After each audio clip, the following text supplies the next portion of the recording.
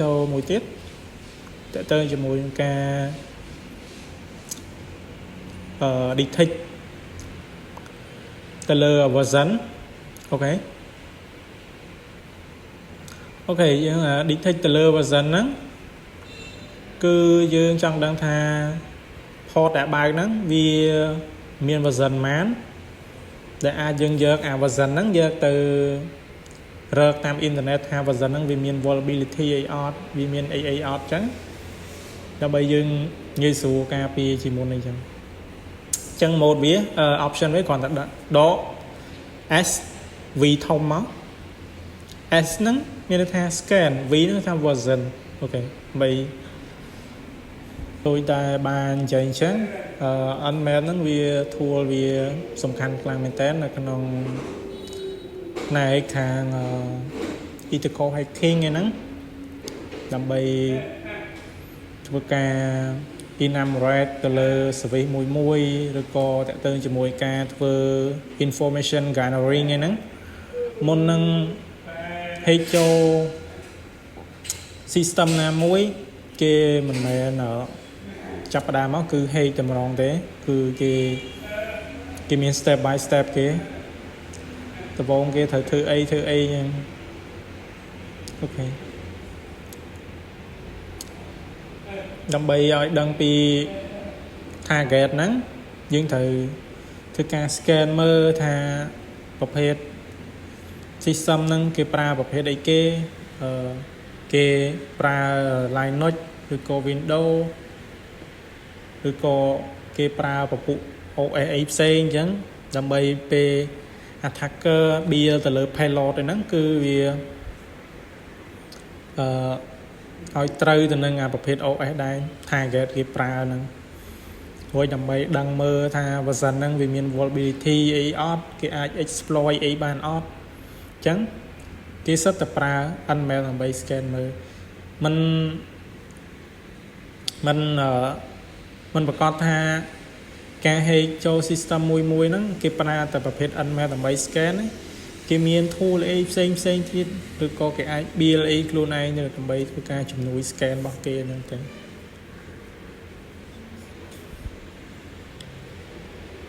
អូខេវាដូចរៀងយូរដែរចាំវាបន្តិចសិន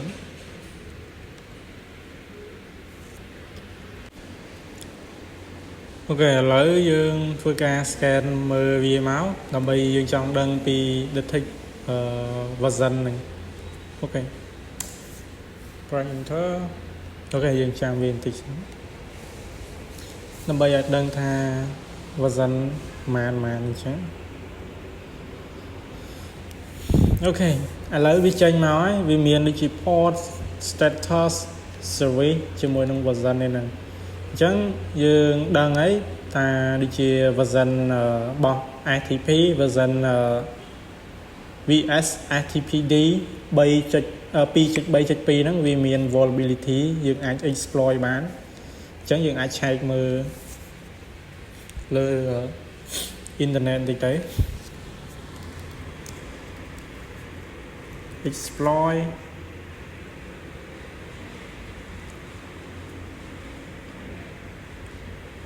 អូខេជាប្រភេទនេះ backdoor command execute នេះ remote exploit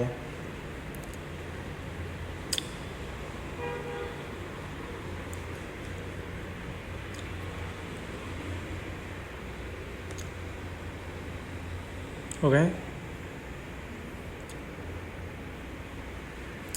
នេះយើងអាច exploit តាមវិធីនឹងបានតែវីដេអូនេះយើងមិនចង់មក hack ឬក៏ exploit របស់ system ហ្នឹងឯងយើងគ្រាន់ចង់មកធ្វើការ scan សិនទេអូខេអញ្ចឹងហ្នឹងហើយនៃយើង scan ដើម្បី detect version វាដើម្បីចង់ដឹងថា version ហ្នឹងវាមាន vulnerability អីអត់ version ហ្នឹង version ម៉ានវាមាន vulnerability អីដើម្បីធ្វើការ exploit អីហ្នឹងគឺយើង check មើលអញ្ចឹងអូខេអញ្ចឹងចូលដល់ចំណុចមួយទៀតតើតើជាមួយនឹងយើង detect ទៅលើ OS អូខេ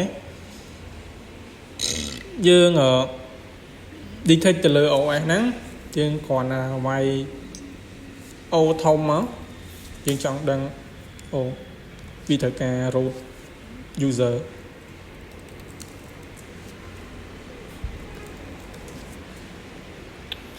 អូខេcommand .o ហ្នឹងមានន័យថាពាក្យពេញវាអាចពាក្យពេញវា OS ហ្នឹងវាគឺជា option ដើម្បីធ្វើការ detect ទៅលើ target របស់យើងហ្នឹងថាគេប្រើជាប្រភេទ Linux Windows ឬក៏ប្រភេទ OS អីផ្សេងអញ្ចឹងចំពោះ target របស់យើងហ្នឹងគឺប្រើប្រភេទ Linux ដែល version វា version វាខ្ទង់នេះ2.6.9 ហ្នឹង version របស់វាប្រើប្រភេទ Linux អូខេអញ្ចឹងចំពោះ command តើតើជាមួយការ advanced scan អីហ្នឹងគឺមានតែប៉ុណ្ណឹងអូខេអានេះវាតើតើជាមួយនឹងport scanning port scanning មានន័យថាយើងធ្វើការ scan ទៅលើ specific port ណាមួយដូចជា port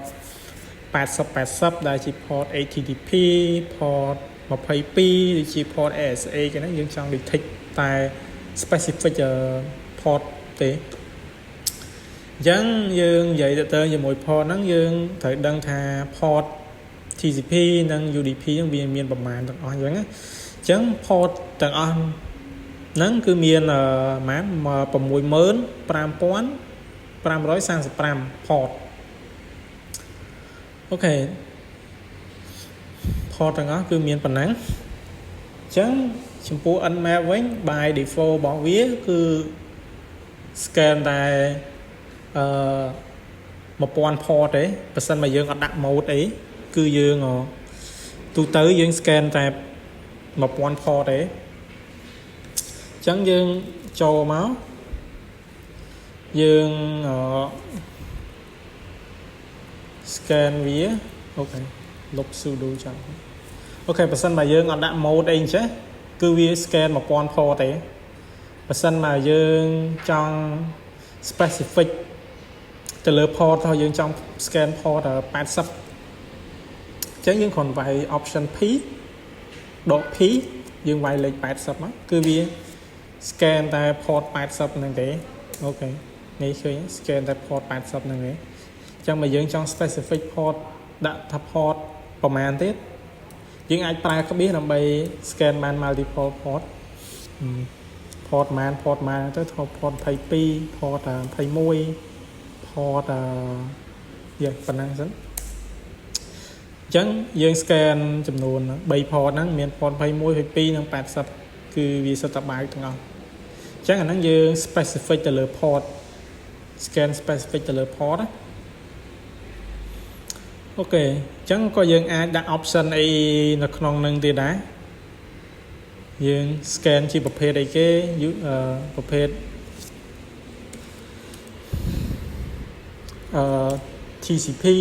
TCP scan ឬក៏ប្រភេទ UDP អីហ្នឹងយើងអាចមើលទៅ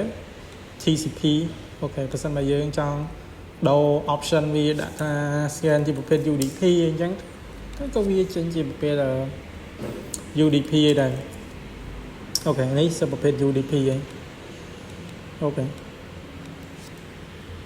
សុំ clear វាអូខេឥឡូវចូលដល់តើតើជាមួយនឹង scan port all អញ្ចឹង all port មានន័យថាយើង scan ទៅដល់ប្រមាណ 65535 port ហ្នឹងគឺយើង scan ទាំងអស់ប៉ុន្តែពេលយើង scan អញ្ចឹងវាចំណាយពេលយូរបើសិនបើយើង scan អញ្ចឹងវាចំណាយពេលយូរអញ្ចឹងscan ដាក់ YIP ដែរគឺយើងប្រើ nmap option វាដាក់ដក P មុខក្រោយហ្នឹងមានន័យថាវា scan all port ហើយដល់ពេលយើង scan all port ហ្នឹងគឺវា scan យូរអូខេបាទជាទូទៅបើសិនបើគេអូខេវាចេញមកហើយ và sân chỉ tu tới